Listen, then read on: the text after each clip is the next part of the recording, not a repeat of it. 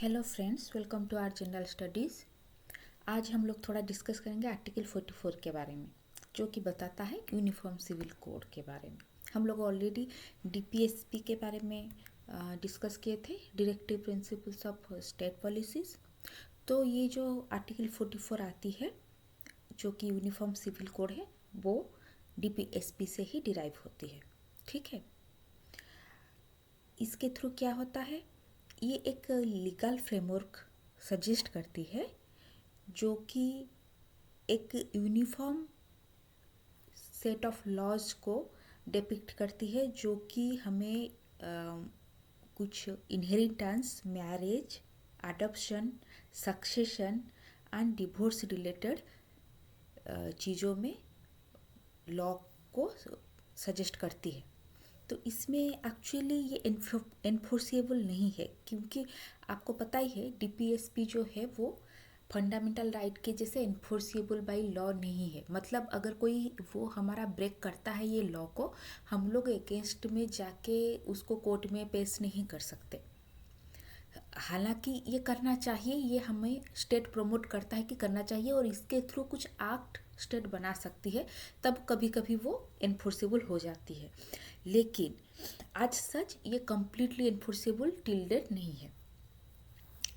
लेकिन ये जो यूनिफॉर्म सिविल कोड है, ये क्या सजेस्ट करती है, irrespective of the religion, community, race, sex and caste, हम लोग को एक यूनिफॉर्म लॉ के अंडर में रहना चाहिए, जो कि एक इक्वालिटी को प्रमोट करे regarding the inheritance of properties, regarding marriage, adoption, succession of properties and divorce etcetera. ठीक है। सो ये जो है हमारी इंडियन कॉन्स्टिट्यूशन में पार्ट 4 में डीपीएसपी में ऑलरेडी ये चीज़ इंक्लूडेड है, लेकिन कम्प्लीटली एनफोर्सेबल अभी तक नहीं है। ठीक है। ये क्या बताती है, ये बताती है कि the state shall endeavour to secure the citizen a uniform civil code throughout the territory of India. ठीक है। ये जो चीज़ है वो बताती है कि हम लोग कोशिश करेंगे एक यूनिफॉर्म सिविल कोड लाने की through the territory of India. Okay. तो ये जो चीज़ इंक्लूडेड हुई थी हमारे कॉन्स्टिट्यूशन में, इसमें डॉक्टर बी.आर. अम्बेडकर साहब जी और श्री जवाहरलाल नेहरू जी की बहुत कोशिश थी इसको इंक्लूड करने में, लेकिन इन्फोर्सेबल नहीं हो पाया, कुछ differences of religiosity and fundamentalism के लिए। एनीवेज, इसको इम्प्लीमेंटेशन में बहुत सारे हर्डल्स ऑलरेडी स्टेट को फेस करनी होती है due to different kind of religious believes in India. और हमारे जैसे सेक्युलरिज्म को प्रमोट करती है कॉन्स्टिट्यूशन, सो हम लोग इन्फोर्स डेफिनेटली फोर्स नहीं कर सकते। लेकिन इसकी जो सिग्निफिकेंस हुई ये कभी कम नहीं हुई है, रैदर थ्रू टाइम इसकी सिग्निफिकेंस बढ़ गई है। और अगर हम देखें तो 2019 में श्री मोदी जी के ने भी उसको बहुत प्रमोट किया है, और कुछ उसके बारे में डिस्कस करते हैं।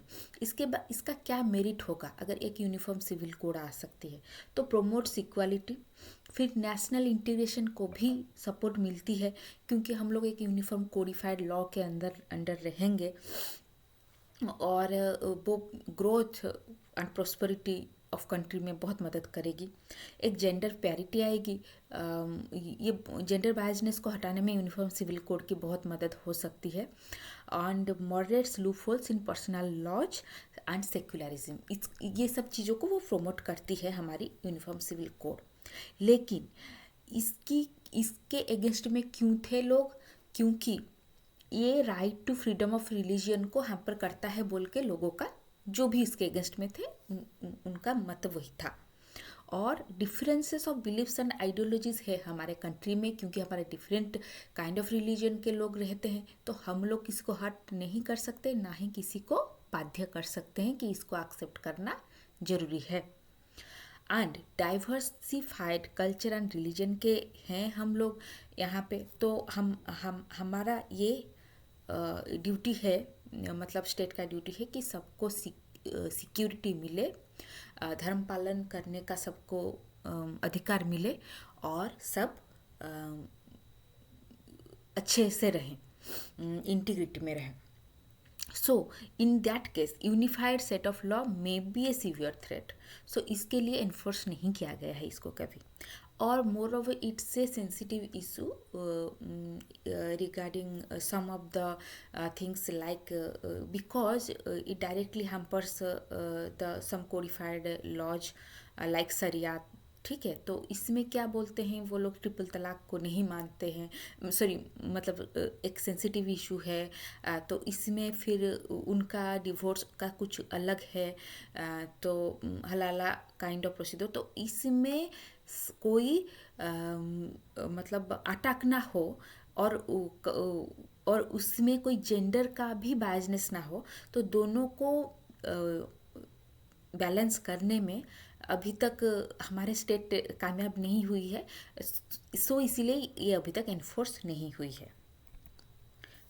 सो ये जैसे मैंने बताया कि 2019 में एक पिटीशन फाइल हुई है कि एक नेशनल इंटीग्रेशन के लिए और जेंडर जस्टिस के लिए एंड डिग्निटी ऑफ वुमेन का इम्प्रूवमेंट के लिए हम लोग यूनिफॉर्म सिविल कोड को ज़्यादा प्रमोट करेंगे. तो लेट्स सी क्या होती है. एनीवेज ये मोस्टली उस एरिया को कवर करती है regarding divorce, maintenance, inheritance, marriage, adoption and succession of the property. Yes, adoption की भी बात करती है क्योंकि डीपीएसपी जो है, डीपीएसपी वो प्रमोट करती है चिल्ड्रन सिक्योरिटी को. सो अडॉप्शन में भी आपको पता होगा जैसे इंडिया में अडॉप्ट करना इतना ईजी नहीं है, वहाँ बहुत सारे लॉ एंड रेगुलेशंस लगती हैं. तो इसीलिए लोग चाह के भी बहुत अडॉप्ट नहीं कर पाते हैं. सो एनीवेज उसमें कुछ कुछ एक्ट्स लगे हैं. ठीक है. सो जैसे कि लेकिन क्रिमिनल लॉज कोडिफाइड है इंडिया में, वैसे ही एग्जैक्टली पर्सनल लॉज को हम लोग कोडिफाइड नहीं कर पाए हैं आज तक. सो क्योंकि डिफरेंट कम्युनिटी का डिफरेंट कोड्स होती है. तो इसके बारे में डिस्कशन हॉट टॉपिक ये हमेशा से रही है, डिस्कशंस चलती आई है. तो आप भी ज़रूर अपने कमेंट्स में अपनी राय दीजिए, हम लोग ज़रूर इसके ऊपर.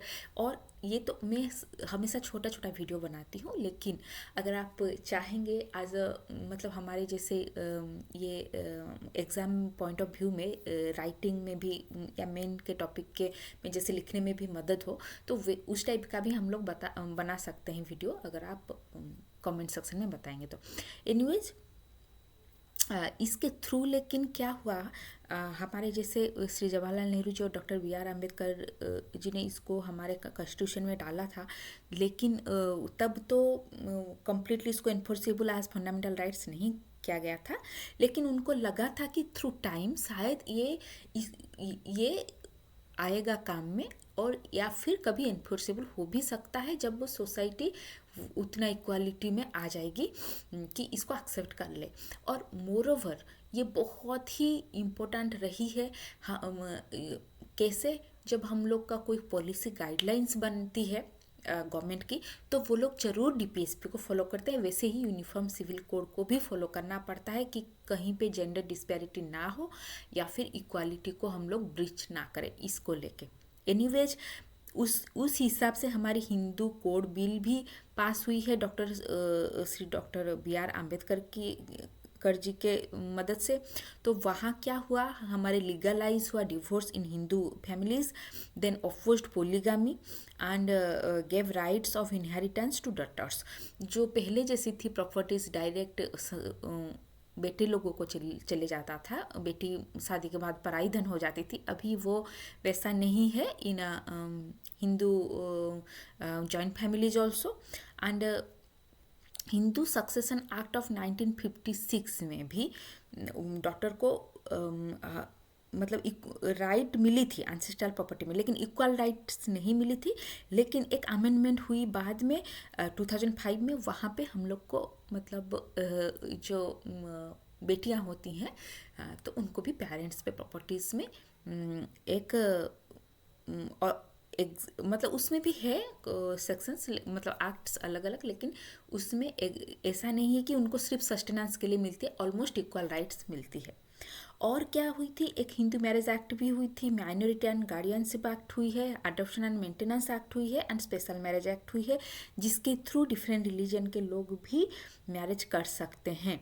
ठीक है, ये 1954 में ही होगी थी। सो थैंक यू फ्रेंड्स, अभी के लिए हम इतना ही डिस्कस करेंगे यूसीसी के बारे में। अगर आपको ज़्यादा जाननी है तो आप ज़रूर बताइए कमेंट सेक्शन में, हम यूसीसी के ऊपर और अच्छा वीडियोस लेके आएंगे, और दूसरे टॉपिक में भी आप ज़रूर सजेस्ट कीजिए, मैं ज़रूर अच्छा वीडियो लेके आऊँगी। Anyways, please like, subscribe and comment so that I will be motivated to do better videos for you. Thank you friends.